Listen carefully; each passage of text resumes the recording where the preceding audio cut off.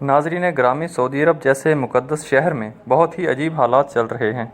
جہاں سلمان خان کو بلا کر مجرے کروائے جا رہے ہیں تو کہیں پہ ننگی لڑکیوں کی ریسلنگ کروائی جا رہی ہے، اور جو کوئی ایسے کاموں کے خلاف بولتا ہے اس کو پکڑ کر جیلوں میں ڈال دیا جاتا ہے، جیسا کہ سابقہ امام کعبہ کے ساتھ ہوا ہے۔ اور اب بات اس سے بھی آگے بڑھ چکی ہے۔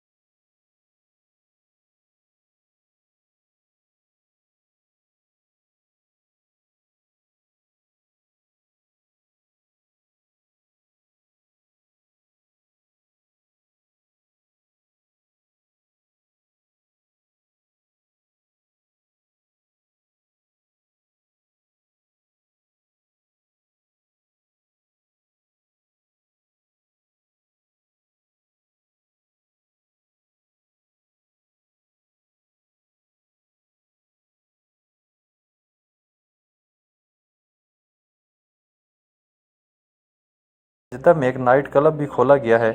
جس کے مطابق ایک وائرل ویڈیو میں خواتین اور مردوں کو ایک ہی ساتھ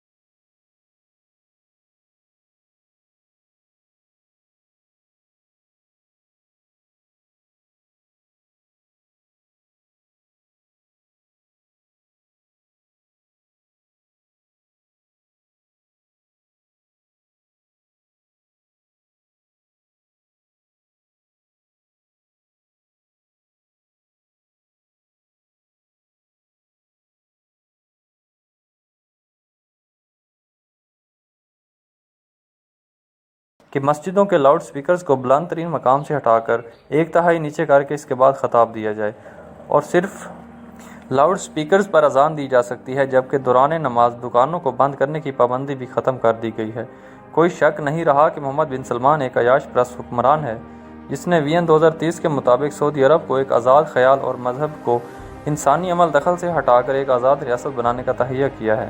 ان اصلاحات کو دیکھ کر تمام امت مسلمہ کا دل اس بات کے اضطراب کر رہا ہے کہ تمام بیہودہ اصلاحات کو ختم کر کے حرم شریف کو ایک مقدس جگہ رہنے دیا جائے۔ سعودی عرب نے ایک ادارہ تشکیل دیا ہے جس کا نام جنت انٹرٹینمنٹ اتھارٹی ہے۔ اس کا کام ملک میں وسیع پیمانے پر جشن اور محفل